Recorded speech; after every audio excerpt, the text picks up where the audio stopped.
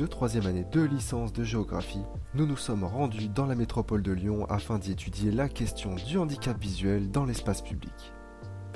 Selon l'OMS, je cite, « Le handicap n'est pas simplement un problème de santé, il s'agit d'un phénomène complexe qui découle de l'interaction entre les caractéristiques corporelles d'une personne et les caractéristiques de la société où elle vit.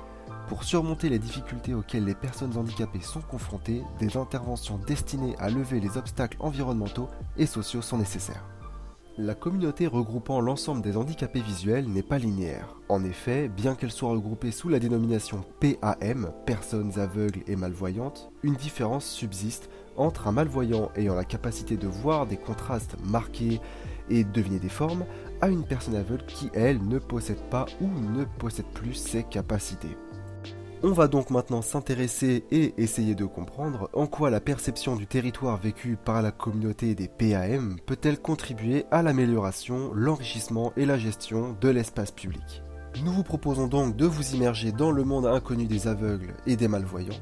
On verra donc d'abord les obstacles qui se dressent face à eux, puis nous verrons les infrastructures, les signalisations et les institutions qui permettent d'améliorer justement le quotidien de ces personnes.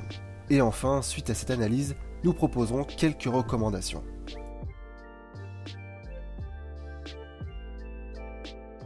Les invalides visuels se confrontent au quotidien à un certain nombre d'obstacles, rien que le fait de traverser une route ou encore de prendre les transports en commun.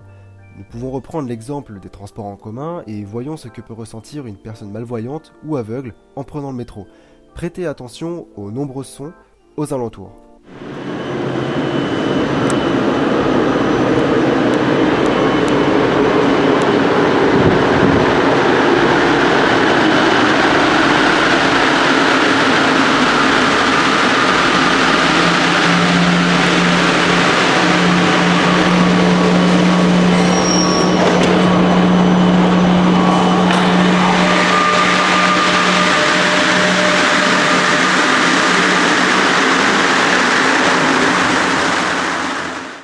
Ce que nous pouvons constater, c'est qu'une personne malvoyante ou aveugle pourrait être facilement désorientée avec les bruits du métro.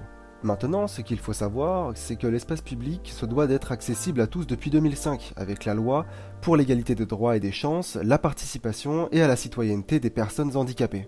Seulement, cela implique qu'avant 2005, il s'agissait d'un réel parcours du combattant pour les handicapés de toutes sortes, afin d'accéder à l'espace public, puisque ce principe n'existait tout simplement pas. 2005 correspond aussi à une date relativement récente. Il faut savoir que beaucoup d'obstacles persistent encore de nos jours sur le territoire. Les bandes podotactiles en sont l'exemple parfait. Bien qu'elles soient pensées pour les personnes aveugles et malvoyantes, un conflit est né entre l'usage pratique et l'usage esthétique et paysagère de cette dernière. Les architectes, dans un souci d'esthétisme, prolongent dans certains cas cette bande jusqu'à l'arrondi de l'angle d'un carrefour. Cependant, ce choix implique la vie des PAM, les déviants du passage piéton et les menant au centre du carrefour, qui est zone de danger par excellence. Autre obstacle, chaque handicap nécessite des infrastructures propres à sa défaillance, ce qui provoque des conflits d'intérêts et d'usage du territoire, notamment entre les PAM et les personnes à mobilité réduite, dites PMR.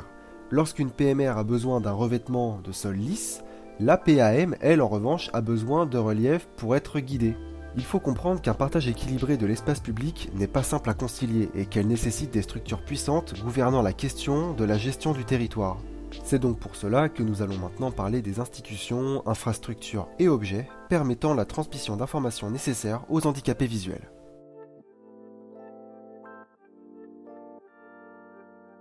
La ville de Lyon est aujourd'hui un modèle et un exemple sur le handicap visuel pour les autres villes, grâce à la mise en place d'une multitude d'infrastructures afin d'aider les PAM dans leurs déplacements quotidiens.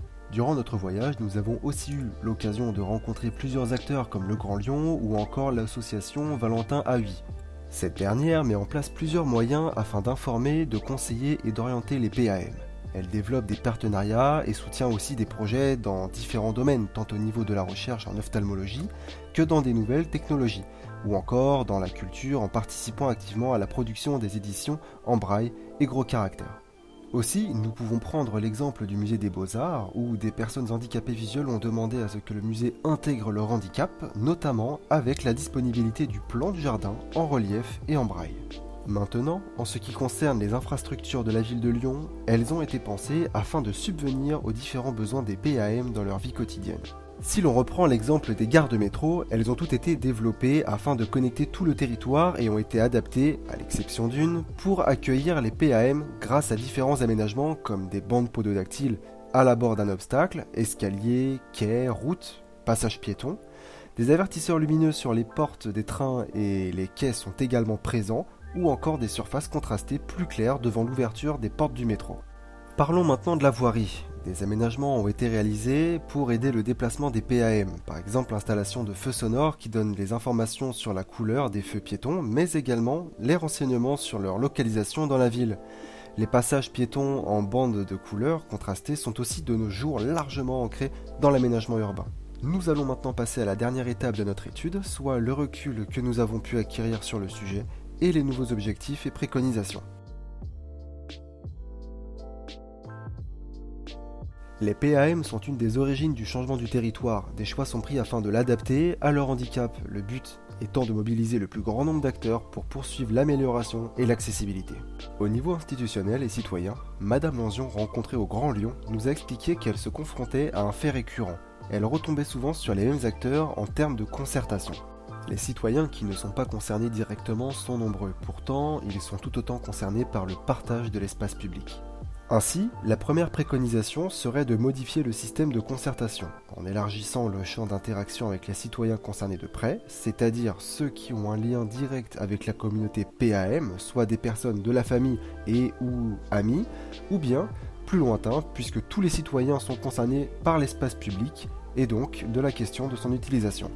Il s'agirait donc ici de créer des événements autour de rencontres citoyens, voyants, malvoyants, mettre en place des balades aveugles en ville, apprendre les gestes afin d'accompagner une personne aveugle ou malvoyante.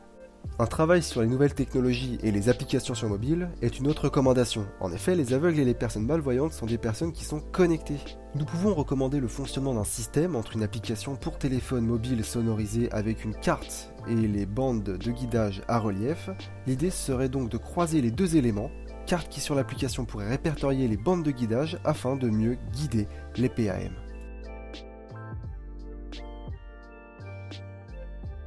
Pour conclure, ce que nous avons appris, aujourd'hui à Lyon, on assiste à une complémentarité de deux communautés, voyantes et non-voyantes, qui, par leur union sous forme de concertation et d'échange, permettent d'enrichir le territoire à travers un effort de réflexion, de gestion et d'aménagement.